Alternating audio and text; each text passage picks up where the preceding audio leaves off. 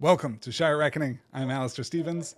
Once again, it's always something just as you're starting the show that just forces you to trip over that starting line. Just really introduces an element of random chaos into the proceedings, which is more than appropriate, considering that tonight we are talking about our descent into the Lonely Mountain. After our odd, unexpected, and frankly uncomfortable hiatus, we are back to talk about Chapter 12 of J.R.R. Tolkien's The Hobbit.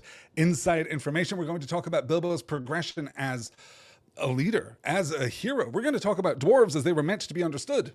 Asterisk. And we're going to talk about the power of dragons in Tolkien's imaginary. It is great to be back to talk about Tolkien with you all, including Hugh, who is joining us in Hugh's morning, Chris, who is joining us in Chris's evening, and Austin, who is joining us for the first time in a long time. Austin, really great to have you here tonight. Thank you all so much for joining me. Before we get to it, I guess we've got to talk a little about dragons, right? Because this really is, for all that the specter of the dragon, the shadow of the dragon, has lain upon the Hobbit from its very beginning, this is the chapter in which we first begin to realize the potency of the dragon, and even here, not so much in Smaug's destructive potential, but in his, well, force of personality, as the text tells us. Smaug is a dragon, and dragons count for a great deal in Tolkien's Legendarium. Although, even as I say that, I hesitate because there are, great trivia question here. How many named dragons are there in the main text of the Legendarium? There are, it is surprising to learn, only 4, really. Unless there's someone that I've forgotten. I'm pretty confident that there are 4 named dragons. In the Silmarillion, of course, we have Glaurung, the first dragon of Morgoth, who was involved so deeply, so tragically, so awfully, so painfully in the story of Turin Turambar. Then we have Ancalagon the Black, kind of cited by Gandalf in the Lord of the Rings, but present in the War of Wrath. He is the first flying dragon who is destroyed by Eärendil on his flying ship. We have Scatha the Worm, who we learn about during our return to Edoras as Éowyn gifts Merry the Horn of the Mark that is said to come from Scatha's horde, of course. And then here we have Smaug, just hanging out under the Lonely Mountain. There are a couple of others in the other texts. We get Ghostir from the Book of Lost Tales. We get Chrysophylax, of course, in Farmer Giles of Ham. And we get the white dragons who live on the moon in Roverandom, none of whom are canonical. For all that Chrysophylax maybe has the best name. And Calagon the Black is also really, really good, though, is the thing. So it's a little hard to determine exactly which one of them has the better moniker. And that's not a lot of dragons by like an objective measure, right? Many books have more dragons than Tolkien's entire body of work, but there is an undeniable influence of the dragon in the popular imaginary, of course, right? Tolkien is tapping into something here, a particular iconography of monstrousness, of otherworldliness, of all of the things that Bilbo is going to refer to Smaug as in the span of this chapter, right? The great calamity. This is the dragon. So he's drawing upon what is already an established fairy tale fantasy trope, but he really does codify it here in a way that is, of all the many ways in which Tolkien is influential over the development of the fantasy genre in the latter half of the 20th century, it is arguable that dragons, if not occupy the number 1 spot, at least undeniably kind of occupy one of the top 3 spots, right? It's maybe, named swords, it's maybe the bucolic Shire, and it's dragons, right?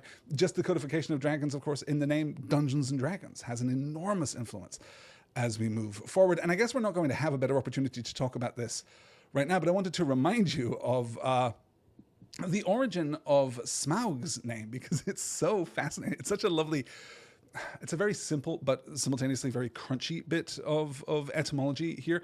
We learned this, or I learned this, I should say, while I was reading, of all things, The Scouring of the Shire. When we start talking about the Great Smeals, we start talking about the warren of tunnels and comfortable hobbit rooms that the Took family occupy out in Tuckborough. And I went looking into the etymology of Smeal, and we learned that it is taken from an Old English word, Smygel, S-M-Y-G-E-L, which means a kind of to dig or to burrow, essentially, right? What's fascinating about that is that Smygel gets us, the Old English word Smygel gets us both Smeagol, of course, the original name of Gollum, and also the word Smaug, which means burrower. We're leaning on the idea of Smaug here as the Great Worm. Now, we're going to have to move with some rapidity tonight, not least of all because I have a hard out this evening, but also because, let me call up our first slide of the evening here, a familiar slide if you joined me in our last episode as we were looking at the word count of all the particular chapters here in The Hobbit, and you will see that in fact inside information does kind of stand out here. 7,132 words. Absolutely the peak here in the latter half of the novel. It's an enormous rush of sensory detail that manages to communicate exposition, yes, right? There's a degree of exposition, but more than exposition, we are now delving very deeply, very directly into theme. We've spent a lot of time bouncing from incident to incident. Certainly it's helpful actually having this list of chapters up here on the screen in front of us. I observed before, right? There's almost a picaresque quality to Bilbo's adventure here through the first phase of the story. He bounces from calamity to calamity all the way down the road. We have the incident with the trolls and then the respite in the House of Elrond at Rivendell. We have the whole protracted adventure under the Misty Mountains, and then we get the Eagles first and then Beorn. We get flies and spiders, and then we get the whole of Thranduil, which for all that it is not perhaps the most comfortable environment for Bilbo, is at least not immediately dangerous. So there is this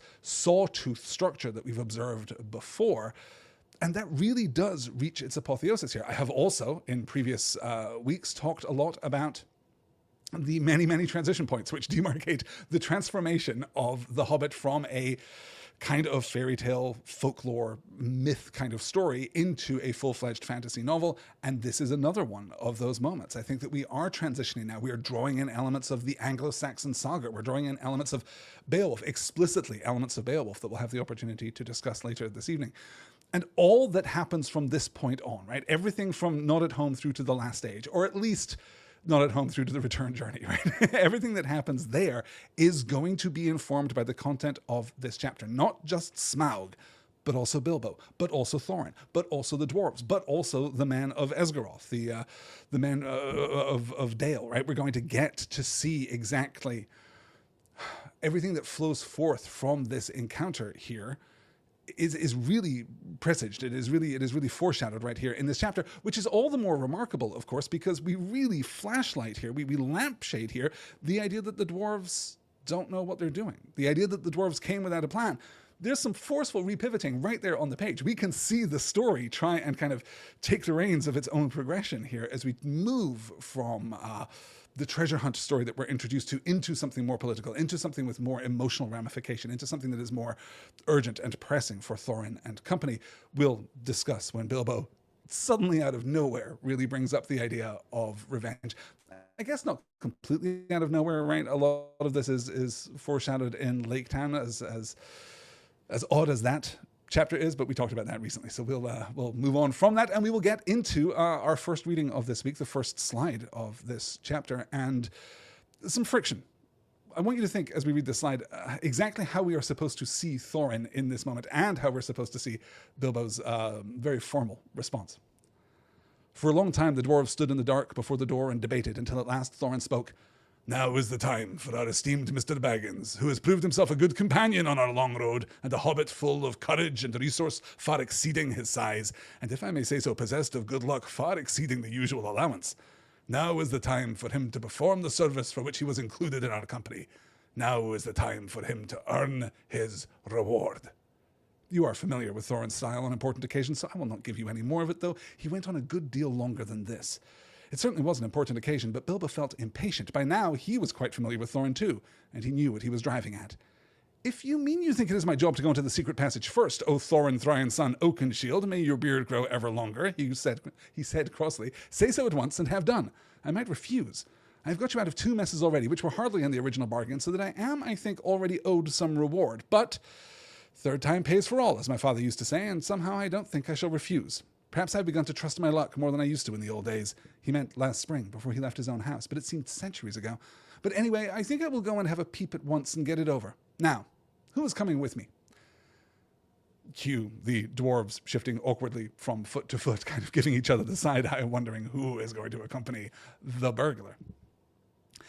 It's really interesting here. There are a couple of opportunities in this chapter to question, to push against the depiction of the dwarves and exactly how the narrative voice is positioning them, exactly how we are, as readers, are supposed to understand them. And certainly, as Bilbo does here, right, it is possible to read Thorin's response here as being pompous, to being somewhat, condescending, and not in the rarely I am using that word in its modern sense and not in its traditional medieval sense. Is Thorin here really taking, a leadership position? Is he greeting Bilbo? Is he treating Bilbo, who has, of course, lest we forget, just solved the mystery of the secret door? It's not as though Bilbo, as he points out here, has been lax. It's not as though he has just been taking up space on the journey to Erebor. Indeed, he has done more to save the party than anyone else. More to save the party, we might well argue, than all of the dwarves put together at this point. So Thorin adopts this position, and I think that how we read it depends on how predisposed you are to accept Thorin's regality, his kingliness, right? Now that he is here, now that he is home, now that he is restored. You'll note the intrusion from the narrative voice there. You're familiar with Thorin's style on important occasions, so I shall not give you any more of it. Well, we're not really, is the thing. We haven't had a great deal of Thorin's style on important occasions, except for Lake Town. Maybe a little, right there in Chapter 1. Maybe we saw a little hint of it as he arrived for the unexpected party. But really, it's only been since Lake Town that he has, well, since textually he has adopted his own role, that he has adopted his position in the local politic, but also kind of metatextually, this is the point at which Tolkien understands exactly who Thorin is and exactly how he's to be positioned. So I think it's possible to read this as somewhat pompous. It's possible to read this as somewhat overly formal, but I read this here, I'm inclined to read this as something that is formal. Yes, right? Thorin has definitely transitioned into a somewhat different register. He has definitely taken on the mantle here of the heir, the exiled heir, not even the exiled heir at this point, right? The exiled king under the mountain. But there is still here, I think, a certain warmth. There is still a certain playfulness. And I think that shines through to me. There's a certain respect that is due, right? There is a kind of condescension, paren, the good kind, happening here. Now is the time for our esteemed Mr. Baggins, right? Hey, look, this is the guy. We already know that he is the dude. We have no doubt here. No one at this point expresses any uncertainty about Bilbo being a most capable burglar. No one expresses any doubt about Bilbo going down into the bowels, the depths of the Lonely Mountain and doing whatever it is he's undertaking to do. And I think that that's true of Thorin too. Now's the time for our esteemed Mr. Baggins, who has proved himself a good companion on our long road and a hobbit full of courage and resource far exceeding his size. And if I may say so, right, so capable, a good companion, absolutely, these things were tested, but also possessed of good luck far exceeding the usual allowance. We recognize here that there is something special about Bilbo. Why are the dwarves more reluctant to go down the Bilbo? Well, because they're just not that lucky. There's no sense. And this is, I want to hesitate about this because there is a gravitational pull exerted by the conversation about how Semitically we are supposed to read the dwarves in Tolkien's work, right? And we've talked a little bit about this in the past. Certainly we talked a little bit about this over in Stars and Swords while we were discussing the Silmarillion. I don't necessarily want to get too deeply into that, but like one of the ways in which you can draw a pretty clear distinction between the commonplace depiction of the Jewish people in popular culture and the depiction of the dwarves in Tolkien's work is that the dwarves in Tolkien's work are not commonly or archetypally, stereotypically depicted as possessing bad luck, as possessing like an ill fate. There's not that same sense of the burdened people that we get from the popular culture depiction of the Jewish peoples. And I think that is a slight distinction there that is useful, particularly here as we're talking about the role of luck. The dwarves here are not laboring under the belief that, we ourselves are cursed and shall never get to the Turno. There's none of that here, right? There are echoes, of course, of true Jewish experience in the experience of the dwarves. And obviously, as Tolkien said himself, he modeled their language very directly on Semitic languages, including but not exclusively Hebrew, right? There are other influences operative there too. But there is a distinction here, and I'm inclined to see this more as a positive recognition of the dwarves, a positive recognition by the dwarves of Bilbo's luck, rather than any kind of sense in which Bilbo is simply an employee. Though, let's be clear, Bilbo is absolutely reading it like that, right? Bilbo is absolutely taking that latter, less charitable read. He himself much less patient with Thorin's pomposity. If you mean you think it is my job to go into the secret passage first, O Thorin, Thrain's son, Oakenshield, may your beard grow ever longer. Right? And we're echoing the the exaggerated formality with which Bilbo met the dwarves back in the unexpected party, right? You'll remember as he like puts on his most like business-like mood as he's talking about the contract, as he's talking about the job that is being offered him. And now we're kind of doing that again with this particularly sarcastically formal mode of address, right? If you think it is my job to go into the secret passage first, say so at once and have done. I might refuse. I've got you out of 2 messes already, which was hardly the original bargain. Hey, by the way, I have already paid for my share of the treasure by saving your asses and getting you to the Lonely Mountain. I think that any objective measure here, says Bilbo Baggins, would have me, sitting comfortably, sitting pretty. I don't need to do any more to earn a share of the treasure, which, by the way, the treasure. Well, we'll talk about that when we get into it. Oh, I did want to call out here before we move on. Two things. Firstly, this is the first time that Bilbo is going to quote his father in this chapter. All of a sudden, out of nowhere, Bilbo is just quoting dear old Bunga Baggins. He's finding a lot of applicability in the things that his father says. And not just the things that his father says, but in the idea of proverbs themselves, right? He will coin a proverb himself later that we learn passes into common usage among the hobbits. And there is an idea here of the Bagginsish side of Bilbo all the time, that the Tookish side is engaged in this wild adventure, right? An adventure shared by vanishingly few people. How many people in all the history of Middle-earth have faced off against a dragon? It is not many. How many have conversed with the dragon? It is even fewer. Within the pages of the Legendarium, it is basically just like Bilbo and Turin, and that's it. Like that's Turin and the people close to Turin, I should say. That's basically your lot here. But while all of this is happening, this Bagginsish impulse within Bilbo is tying himself back to Bag End. It is connecting himself back to good Hobbit sense. It is connecting him back to simple proverbs and kind of this homespun wisdom of the Hobbit hole. The other reference here, third time pays for all, is in fact actually a medieval proverb attested in texts including Gawain and the Green Knight. So it is a very common piece of medieval proverbery, I suppose. It kind of ties into this very fairy tale idea that 3 is a magic number, that 3 is a number that brings completion and wholeness and unity. Okay, having spent 15 minutes on our first slide, we must move on. We're troubled about the depiction of the dwarves here in Thorin's speech. Well, let's just get to it, shall we? We'll get to our the narrative voice intruding to give us an even closer depiction. The most that can be said for dwarves is this. They intended to pay Bilbo really handsomely for his services. They had brought him to do a nasty job for them, and they did not mind the poor fellow doing it if he would. But they would all have done their best to get him out of trouble if he got into it, and they did in the case of the troll, as they did in the case of the trolls at the beginning of their adventures, before they had any particular reasons for being grateful to him. There it is. Dwarves are not heroes, but calculating folk with a great idea of the value of money. Some are tricky and treacherous and pretty bad lots. Some are not, but are decent enough people like Thorin and company, if you don't expect too much. So once again, we're left with this problem of positioning. How do we parse this? Well, one of the ways in which we can parse this is as a considerably more gentle bit of analysis than Tolkien originally intended. Per The History of the Hobbit by John Ratliff, the first draft of this paragraph, the first draft that Tolkien ever wrote of this part of the story, reads like this, quote, "There it is. Dwarves aren't heroes, but commercial-minded. Some are thoroughly bad." That is then stricken out and replaced with tricky and treacherous and pretty bad lots. Some are not, but decent enough people like Thorin and company, if not, and the words filled with are struck out, if not over high-minded is the replacement there, which is pretty savage, right? Some are thoroughly bad replaced with tricky and treacherous and pretty bad lots. And obviously here we are leaning into some of the tropes of the representation of the Jewish people in contemporary fantasy, right?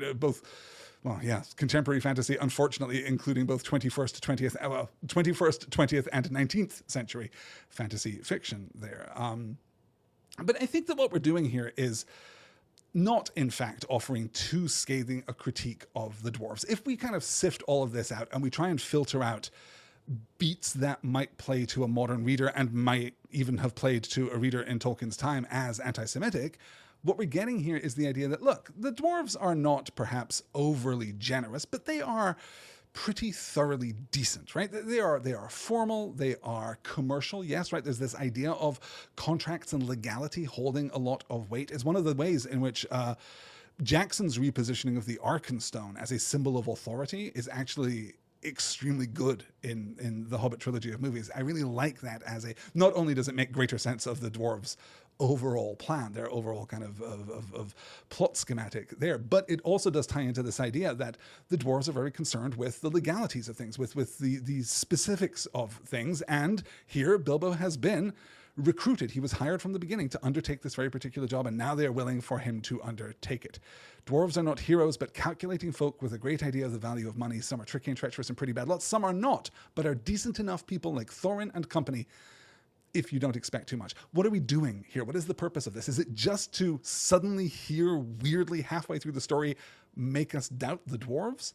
Well, no. I think that what we're doing here is we are very deeply in Bilbo's POV. This is one of the moments where if we had a more clear textual sense of the history of this book. Obviously, when we're reading The Lord of the Rings, we have the idea that all of this has been recorded by Bilbo. That is less specifically clear as we're just reading The Hobbit, but it is, I think, pretty demonstrable as you're reading this book that it is Bilbo's own account. Obviously, we've talked about that before with regard to the Riddles in the Dark chapter and how that story, let's say, changes, let's say evolves, let's say is revealed over time, right? So here I think we're very much in Bilbo's POV as he is trying to both foreshadow some of the tension that is going to come, right? Retaking, whatever that might mean as of this point in the plot, retaking Erebor, retaking the Lonely Mountain is going to be complicated for the dwarves too. They are going to be experiencing psychological pressures. They are going to be experiencing conflict within themselves when faced with the opportunities of retaking their homeland. But there's also this idea that Bilbo is simply out on his own. He is being deliberately, psychologically, socially isolated here as he is about to be physically isolated in order to heighten. Well, the next slide. Let's move into a slide that I have entitled Fear, and Smaug. It was at this point that Bilbo stopped. Going on from there was the bravest thing he ever did. The tremendous things that had happened afterwards were as nothing compared to it. He fought the real battle in the tunnel alone before he ever saw the vast danger that lay in wait. At any rate, after a short halt, go on he did. And you can picture him coming to the end of the tunnel, an opening of much the same size and shape as the door above. Through it peeps the hobbit's little head. Before him lies the great bottommost cellar or dungeon hall of the ancient dwarves right at the mountain's root. It is almost dark, so that its vastness can only be dimly guessed, but rising from the near side of the rocky floor there is a great glow, the glow of Smaug.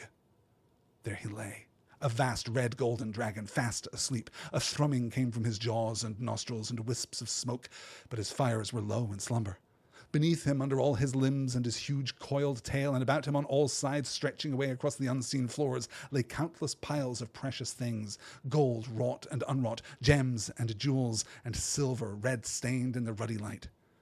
Smaug lay, with wings folded like an immeasurable bat, turned partly on one side so that the hobbit could see his underparts and his long, pale belly crusted with gems and fragments of gold from his long lying on his costly bed. Behind him, where the walls were nearest, could dimly be seen coats of mail, helm and axes, swords and spears hanging, and there in rows stood great jars and vessels filled with a wealth that could not be guessed. To say that Bilbo's breath was taken away is no description at all. There are no words left to express his staggerment, since men changed the language that they learned of elves in the days when all the world was wonderful. Bilbo had heard tell and sing of dragon hordes before, but the splendor, the lust, the glory of such treasure had never yet come home to him.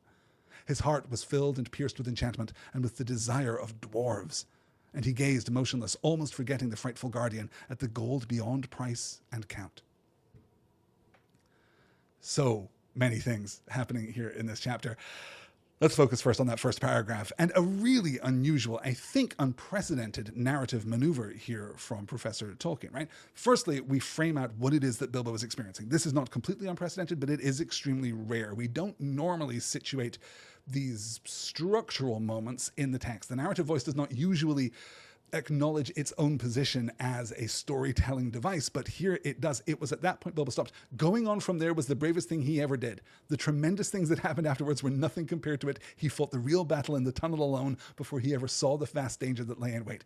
We're emphasizing here Bilbo's enormous courage. This is not his luck. This is not his tookish desire for adventure. There is just a real dauntless courage at the heart of this Hobbit. Obviously, this is one of the major themes that will be picked up for The Lord of the Rings, but I'm not even sure that we could completely expect this from Bilbo right now, right? Obviously, we've had foreshadowing of this. We've had the encounter with the spiders, his first kind of typically classically heroic undertaking, and we've had to a certain extent Gollum too, but this is the first time that he faces an insurmountable fear, what would be an insurmountable fear by most reckoning, right? And then we pivot here to emphasize that still further by transitioning into the present tense right there in the paragraph, right? At any rate, after a short halt, go on he did. And here, present tense, you can picture him coming to the end of the tunnel, an opening of much the same size and shape as the door above. Through it peeps the Hobbit's little head. And we get this as live. We get this cinematic view of this POV shot, right, of the camera moving out and giving us a glimpse of the deepest roots of the mountain, right? The bottomless cellar or dungeon hall of the ancient dwarves right at the mountain's root, illuminated only by the reflection of Smaug's glow on the treasure. Incredibly powerful. And as I say, basically unprecedented. And then we get the description of the dragon, very traditional in the way that he is presented here, right? We get the horde, we get the idea that laying on the horde is making him more powerful, in that he is being studded, with these jewels, with this gold, with these riches. There is an almost symbiotic relationship here between the dragon and the horde itself. Much more on that later in our discussion of this book. And then we come all the way back out again, right? We get what Tolkien described in a letter to Allen and Unwin, the only philological remark in The Hobbit. That's what he says of this quote here: "Since men changed the language that they learned of elves in the days when the world was wonderful," right? He later says, yeah, okay, as a philologist, I had to include one here, but it's only one, so you should be grateful. Douglas Anderson, in the excellent annotated Hobbit, of course, which I reference every week here, goes into a discussion of the work of Owen Barfield, what should we say? I don't want to demean the man. A peripheral inkling, I suppose. Like second string sounds so judgmental, right? But certainly in the orbit of the Inklings at Oxford, the discussion of Barfield's work, I think, probably exceeds our remit this evening. But it is pretty great. In fact, you know what? You should read Verlin Flieger's book Splintered Light if you were interested in Barfield and in this perspective in general. It's excellent. I am long overdue a reread of that. So this idea that there are now no longer words to encompass this staggerment, right? This excellent word that Tolkien doesn't quite coin, but basically he is using a word in an uncomfortably unfamiliar way in order to emphasize that words are literally failing here, right? Since men changed the language that they learned of elves in the days when the world was wonderful. Bilbo had heard tell and sing of dragon hordes before, but in this moment he feels it too. This is a recognition that the power of the horde, right? The power of this massed wealth is real and effective. It is doing things even to Bilbo. There is a power here, which later, of course, he will prove resistant to, or more resistant to, I guess, but there is a lure here. We're really dialing up the kind of mythic intensity here, as well as the psychological intensity on the dwarves. Bilbo steals a cup and then flees back to the dwarves, who are super impressed. This is taken directly from Beowulf, right? Literally the taking of a cup from the horde of a dragon. Smaug's response to when he wakes, which we'll look at in just a moment. This is all but directly taken from Beowulf, though in that version of the story, the fate of the thief and his lord is much more grim. Although if you know your Beowulf and you are reading this part of the book, it definitely kind of gives you a little vertigo, a little uncertainty about exactly what is coming next. Smaug wakes and shakes the mountain, at which point, as if the move into the present tense there on this slide wasn't surprising enough, we then move into Smaug's POV itself. Then the dwarves forgot their joy and their confident boasts of a moment before and cowered down in fright. Smaug was still to be reckoned with. It does not do to leave a live dragon out of your calculations if you live near him. Dragons may not have had much real use for all their wealth, but they knew it to an ounce as a rule, especially after long possession, and Smaug was no exception. He had passed from an uneasy dream, in which a warrior altogether insignificant in size, but provided with a bitter sword and great courage, figured most unpleasantly, to a doze, and from a doze to wide waking. There was a breath of strange air in his cave. Could there be a draught from that little hole? He had never felt quite happy about it, though it was so small, and now he glared at it in suspicion and wondered why he had never blocked it up. Of course, he had half fancied he had caught the dim echoes of a knocking sound from far above that had come down through it to his lair. He stirred and stretched forth his neck to sniff. Then he missed the cup. Thieves, fire, murder. Such a thing had not happened since first he came to the mountain. His rage passes description, the sort of thing that is only seen when rich folk who have more than they can enjoy suddenly lose something that they have long had, but have never before used or wanted. His fire belched forth, the hall smoked. He shook the mountain roots. He thrust his head in vain at the little hole, and then coiling his length together, roaring like thunder underground, he sped from his deep lair through its great door, out into the huge passages of the mountain palace, and up towards the front gate. If you wonder, if you are at all curious about how Tolkien would feel about the modern political / economic / oligarchic position of these great United States, I think our answer is right there, right? His rage passes description, the sort of rage that is only seen when rich folk that have more than they can enjoy suddenly lose something they have long had but never before used or wanted. Damn, that is scathing. And if I had a Tesla, I would sell it. I'm kidding, of course. If I had a Tesla, I would have sold it long ago. So here we have another pivot, as I say, in our perspective here, another forceful reorienting of the reader's experience into Smaug's own POV. And this is accompanied by the scale of destruction and of fury. But more importantly, I think, it is accompanied by Smaug's fierce intelligence. There is this sense, not just, of course, right, as we get that he has basically taken the measure, the count of this horde, and not only can he tell that something has been taken, he can see that the cup is missing. In all this great wealth, the cup is visibly absent, and he knows that it is gone even in this moment. So he has fully, internalized all that there is here. And then we get the commentary on the tiny little passage that comes into this deepest dungeon, the very roots of the mountain here, and that he has been suspicious of it. But we also get, this idea that he can sense and scent almost the fact that there has been an intruder here. All of this just driving forward the plot and amplifying constantly the danger in which the dwarves are finding themselves, and Bilbo too, of course. So the dwarves panic as Smaug emerges from the mountain to attack the secret door. They make it inside in the nick of time. Eventually, Smaug returns to his horde, though we are told, quote, he would not forget or forgive the theft, not if 1,000 years turned him to smoldering stone. More on that particular amount of time in just a moment. And then, in all of this, in the midst of all of this, we kind of echo the opening scene by transitioning back to Bilbo, now in a more clear position as leader. Now, I will make you an offer. I have got my ring and will creep down this very noon. Then, if ever Smaug ought to be napping, and see what he is up to. Perhaps something will turn up. Every worm has his weak spot, as my father used to say, though I'm sure it was not from personal experience. Naturally, the dwarves accepted the offer eagerly. Already they had come to respect little Bilbo. Now he had become the real leader in their adventure. He had begun to have ideas and plans of his own. When midday came, he got ready for another journey down into the mountain.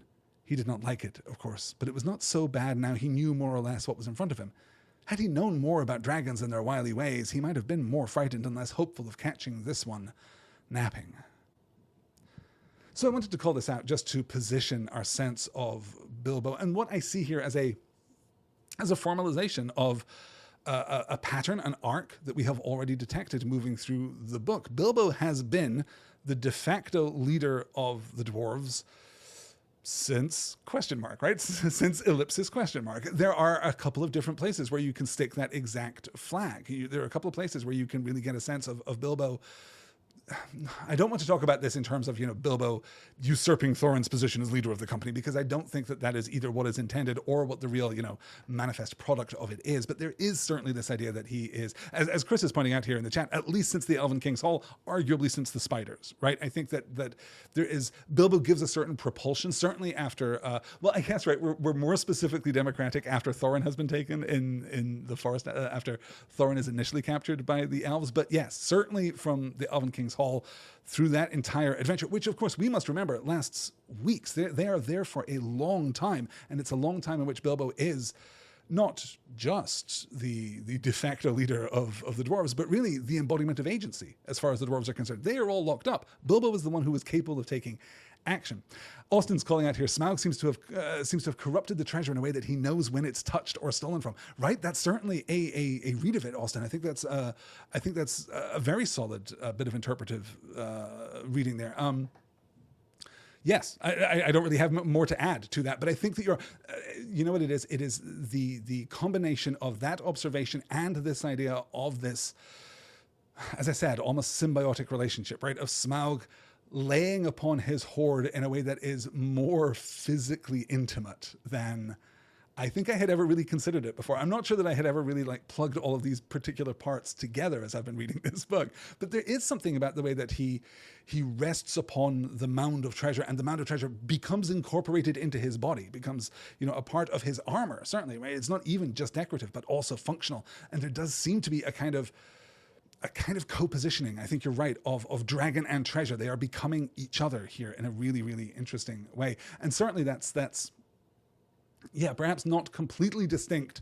Well, okay, now we really are getting into areas of speculation. I want to hesitate on this, but it is perhaps not completely distinct from the influence of the Dwarven Rings, right? And how we see the dwarf hordes be generated by and then ultimately generate their own sense of greed. As Austin says, he has poured a part of himself into the horde. That's really interesting and really ties back to this idea of the investment of power, right? That's where Glaurung comes from in the first place, is Morgoth pouring himself into the creation of the dragons. And of course, there's something to do with Sauron and a piece of jewelry that we'll talk about in the months to come, I'm sure, yeah.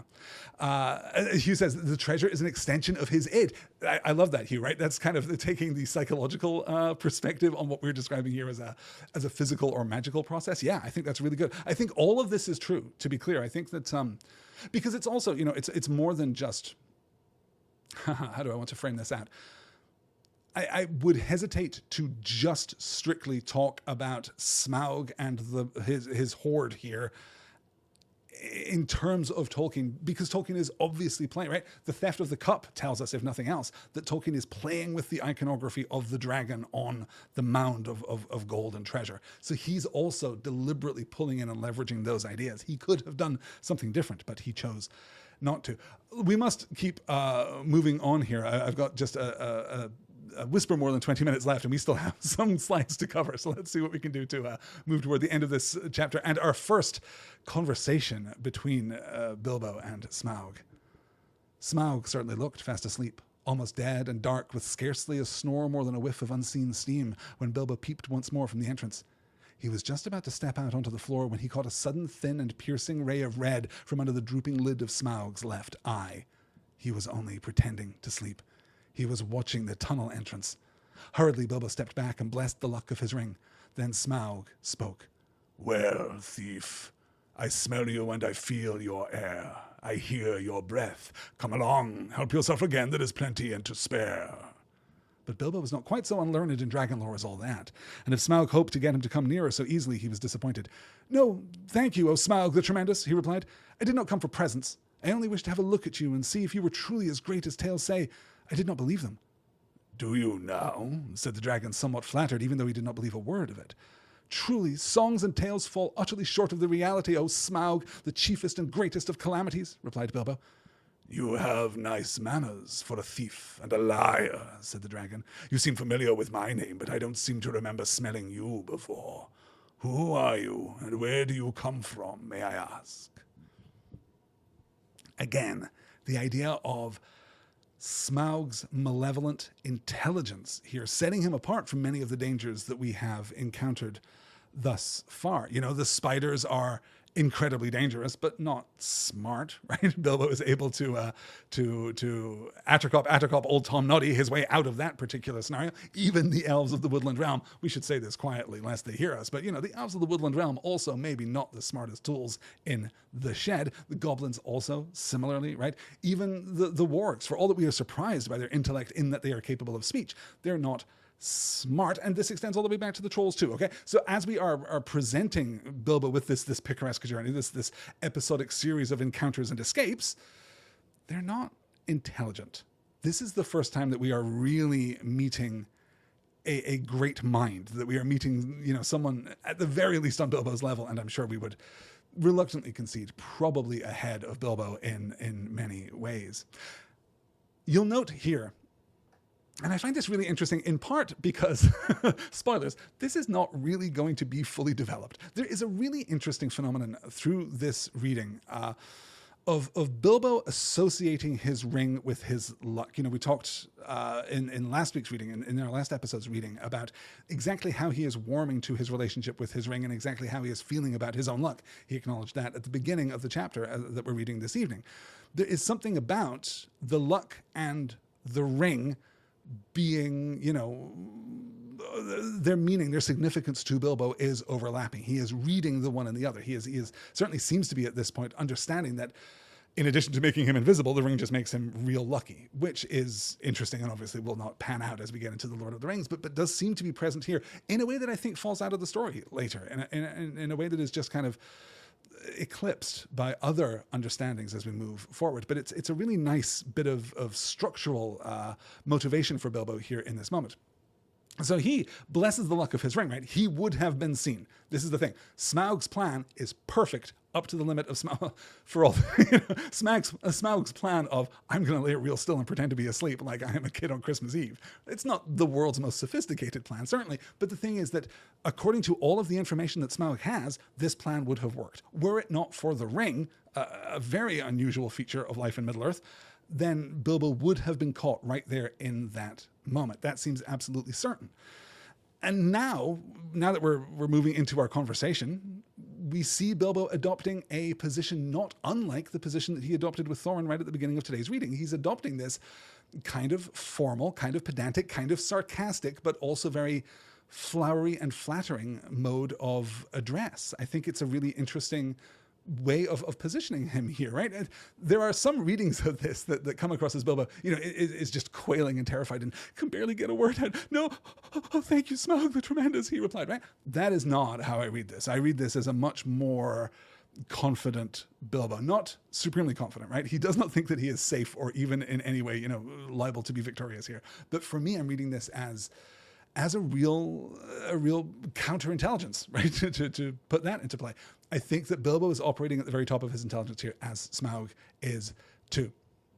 Austin says here in the chat, I feel like the lack of perceived intelligence is a creative liberty taken by Bilbo to make himself seem more heroic for the sake of the story he is telling. Wow, that's interesting.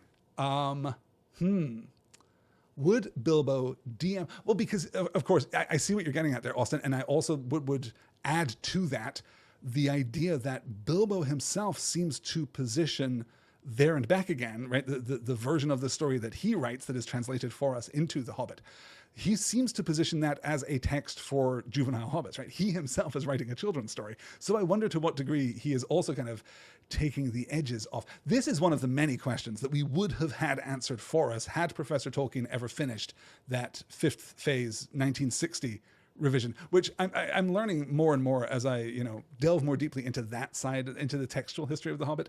I'm learning more and more is just not popular with people. Like Corey Olsen, the Tolkien professor himself, I think is roundly critical of that creative endeavor, right? Tolkien, for those of you who have not heard me talk about this before, even though it is one of my favorite subjects, sits down in 1960 to rewrite the entirety of The Hobbit in the mode of The Lord of the Rings, but he's doing it in a very Tolkienian way, which is to say that he is making the fewest number of edits possible. He is trying to maintain the heart of the story as he's writing it and move it no further than necessary to make it compatible with the sense of The Lord of the Rings. And he only gets 3 chapters in and then stalls out. And I know that Corey Olsen is grateful for that, partly because he feels, I think, not to put words in the esteemed Tolkien professor's mouth, but partly, I think, because he fears that if Tolkien had been successful in finishing the rewrite, that it would have superseded the earlier version, the more juvenile version of The Hobbit, and would have taken some of the magic. Chris Stevens is saying here too, I'm actually glad he stopped. I do not want that version of the story as a replacement for the version of the story that we have, you understand, but I would love it to have been finished and then carefully presented to me buy a volume by John Ratliff or Christopher Tolkien and Guy Kay and kind of just present it for my consideration as an alternative perspective. And exactly, as Chris says, it would have been interesting.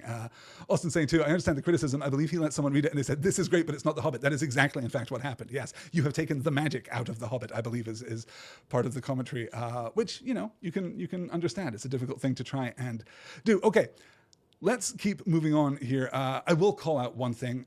Bilbo, I think, is great through this sequence. I think he is maybe never better than O Smaug, the chiefest and greatest of calamities. That is such a brilliant, that is just poetry, and it is so fantastic. Let's keep moving on here into the second part of this conversation. You may indeed. I come from under the hill, and under the hills and over the hills my paths led, and through the air I am he that walks unseen. So I can well believe, said Smaug, but that is hardly your usual name. I am the clue finder, the web cutter, the stinging fly. I was chosen for the lucky number. Lovely titles, sneered the dragon, but lucky numbers don't always come off. I am he that buries his friends alive and drowns them and draws them alive again from the water. I came from the end of a bag, but no bag went over me. These don't sound so credible, scoffed Smaug.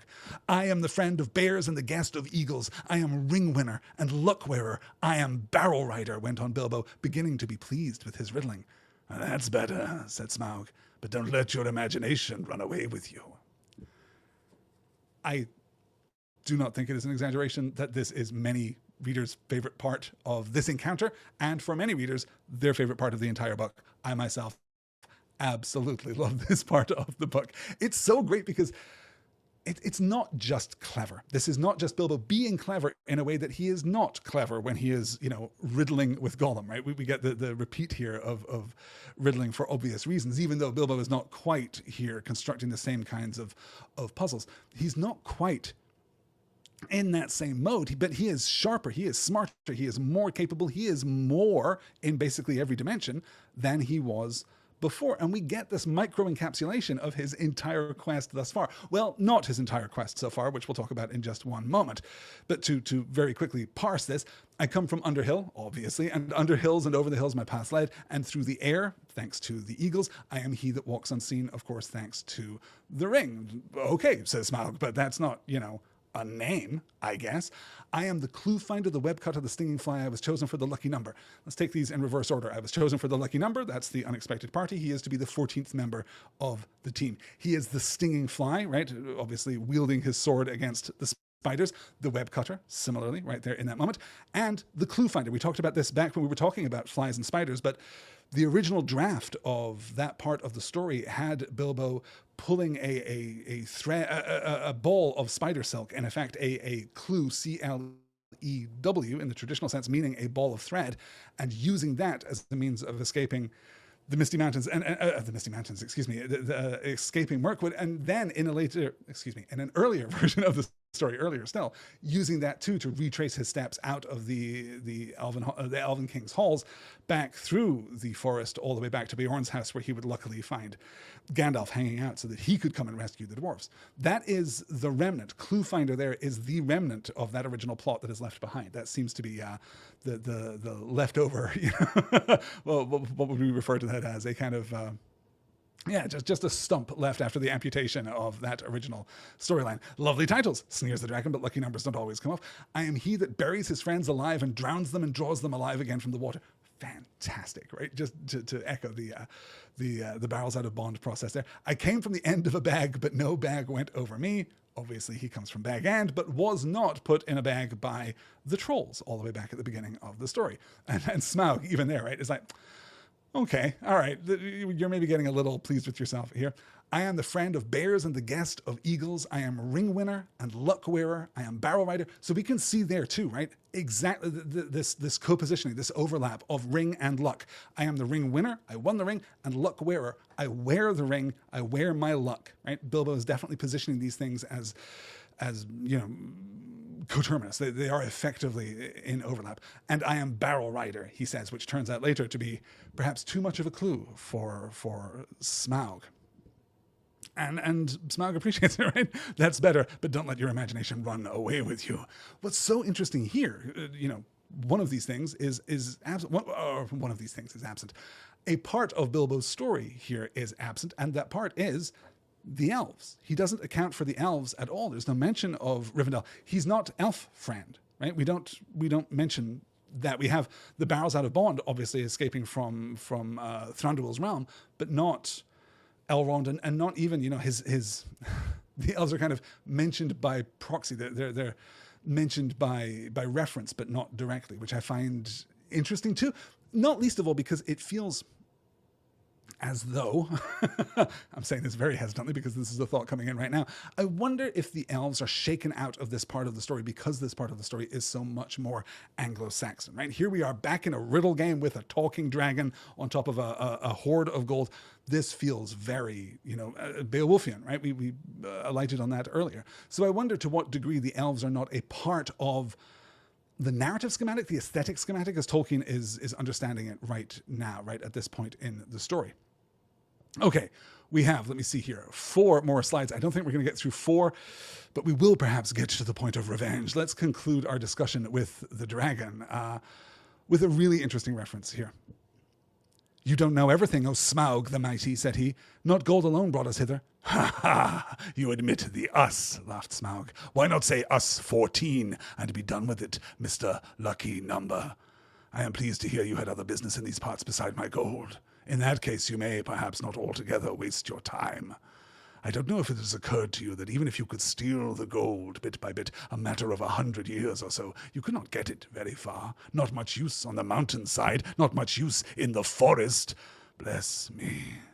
Have you never thought of the catch? A 14th share, I suppose, or something like it. Those were the terms, eh? But what about delivery? What about cartage? What about armed guards and tolls?" And Smaug laughed aloud. He had a wicked and wily heart, and he knew his guesses were not far out, though he suspected that the lake men were the back of the plans, and that most of the plunder was meant to stop there in the town by the shore that in his young days had been called Esgaroth. In his young days. Put a pin in that. We're going to come back to that in mere moments. I love this because it is again a demonstration of Smaug's intellect. He is capable of seeing through Bilbo's clues, or if not seeing through them, parsing them, right? He is capable of critical reading. You guys, he's maybe the only person in the entire book who is capable of critical reading. He can hear what Bilbo says and draw information from it. He was chosen for the lucky number. Well, what is that? Okay, so he probably has like 13 other companions, right? Why not say us 14 and be done with it, Mr. Lucky Number, right? A really great bit of interpretation, a smart maneuver there from Smaug. And then, of course, to continue Smaug's great and fearsome intelligence, he demonstrates the flaw in the plan. Like, what the hell was the idea? Why are the dwarves coming to the mountain to steal the gold? This, as I say, right, is part of the deftness of Peter Jackson's maneuver of resituating the Arkenstone absolutely at the heart of the story. That is real smart. It is politically significant, it has utility, and it's easy enough for one person to carry. Right? That's really all you need, right? It is a token, it becomes a token, but in its tokenicity, it is all the more powerful and effective in terms of the plot. But as it stands, not only were the dwarves unarmed, not only did they prepare far too little for their journey to the mountain, let alone their plan to recover the treasure. They had no plan to confront the dragon, let alone slay the dragon, right? You'll remember, of course, from earlier discussions that through many of the initial sketches of the story, Smaug was supposed to be slain by Bilbo. That is changed quite late in the game, honestly. But in terms of how much it transforms the story, we get a long way into the process of composition before Tolkien changes his mind about that, and we zag out, which is basically what is going to happen in the next beat of the overworld plot here as we escape from the mountain into next week's reading. So, okay. We've got this conversation with the dragon is then concluded, and this idea of, well, let's get to it. As Bilbo says, their other purpose here. Then Smaug really did laugh, a devastating sound which shook Bilbo to the floor, while far up in the tunnel the dwarves huddled together and imagined that the Hobbit had come to a sudden and nasty end. Revenge, he snorted, and the light of his eyes lit the hall from floor to ceiling like scarlet lightning. Revenge! The king under the mountain is dead, and where are his kin that dare seek revenge? Girion, lord of Dale, is dead, and I have eaten his people like a wolf among sheep, and where are his sons that dare approach me? I kill where I wish, and none dare resist. I laid low the warriors of old, and their like is not in the world today. Then I was but young and tender. Now I am old and strong, thief in the shadows, he gloated. My armor is like tenfold shields, my teeth are swords, my claws spears, the shock of my tail a thunderbolt, my wings a hurricane, and my breath death. I have always understood, said Bilbo in a frightened squeak, that dragons were softer underneath, especially in the region of the chest, but doubtless one so fortified has thought of that. Even here, Bilbo trying to get his intel, right? He needs the information. Although it's not even clear at this point, as Hugh said in the chat, I think he's just biding his time. Like, he's just running out the clock here, hoping that something will present itself, trusting perhaps, if we're being particularly charitable, in his luck. So the idea of revenge has not been a major part of the plot so far, right? It really isn't a part of the plot until we get to Lake Town, until we start talking about the king under the mountain has returned and the rivers will run with gold, you know, one way or another. That's going to be true. Here, though, well, okay, I want to pause right here as I'm looking nervously at the clock. I do want to strike a interesting note here, talking about the age of Smaug, right? Because he describes himself as young. We just had this in the last slide, and he by implication, we repeat that beat here, right? I laid low the warriors of old, and their like is not in the world today. Then I was but young and tender. Now I am old and strong. It's been 170 years. It's been 170 years since Smaug came to Erebor. I guess 171 years now since Smaug came to Erebor. He was young then, and now he is fully mature. What does that suggest about the lifespan of dragons? What does that suggest about lifespans of dragons when we think back to that comment about, 1,000 years turning him into smoldering stone, right? He would not forget or forgive the theft, not if 1,000 years turned him to smoldering stone. Are we supposed to understand that Smaug is living a lifespan of centuries, but probably not millennia, and presumably not, infinite? Exactly, right? Austin says, how old do dragons live? Didn't Glaurung live for a hot second? I should have looked up how old Glaurung lived to be. That's a really interesting question. Not that old, I guess, because that part of history is fairly condensed, but I'm certainly not sure. I don't know. I guess in my imagination, I had just always assumed that dragons were, functionally immortal, kind of like Balrogs, right? That they were kind of on that order of being. But I guess that isn't true of Smaug, though I think we can be fairly confident that Smaug is, a lesser dragon, right? We kind of get confirmation of that from Gandalf in the beginning of The Lord of the Rings when he talks about the fires of Ancalagon the Black. Like, even the great dragons could not have destroyed the ring, and certainly now, the kind of dragons you get nowadays, not so much. And Smaug, I would kind of fold into that idea that like everything else in Arda, there is a process of declination. There is a process of reduction and of reducing of power and of influence and of might here. And with that, I'm terribly afraid, that I have to wrap up for this evening. That is the curse of a hard hat. Chris, you're a genius. Chris is asking right here in the chat, has the episode on Tom Bombadil been posted? The episode on Tom Bombadil has not been posted. It has been recorded, and it has been about, I'm going to say, 80% edited. It was forestalled, unfortunately.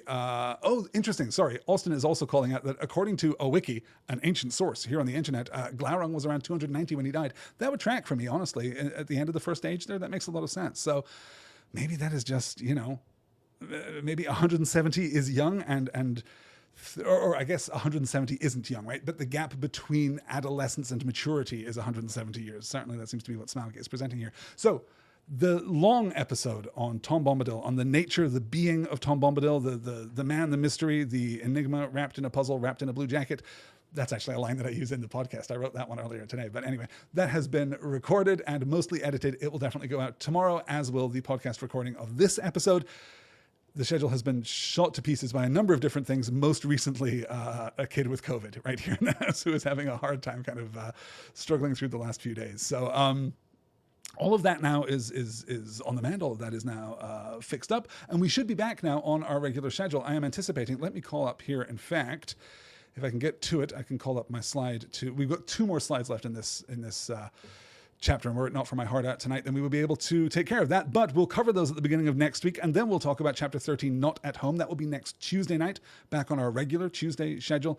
And the following week, November 18th, we're going to be looking at Fire and Water, a really great chapter. I just was, you know how it is, when you're reading the reading for the class, and then you just keep going. And I was reading Fire and Water this afternoon, and just absolutely loving it. So we're going to have some wonderful stuff to talk about. And as I say, yeah, an extra length episode on The Man, the Mystery, Tom Bombadil coming out tomorrow, and then Sunday we'll have a whole new episode. So it's going to be a real glut of Shire Reckoning over the course of the next few days, but you don't have to listen to it all at once. You can spread it out over the course of the week. In fact, doctors encourage that you do so for a number of reasons. That is going to do it for tonight. Thank you, Hugh. Thank you, Austin. Great to see you. Thank you, Chris. Thank you so much for joining us this evening. Freshly returned from Scotland, I know, and I hope you had a wonderful time there. I will talk to you all again very soon. Until then, as always, Aure Enteluva. Good night, all.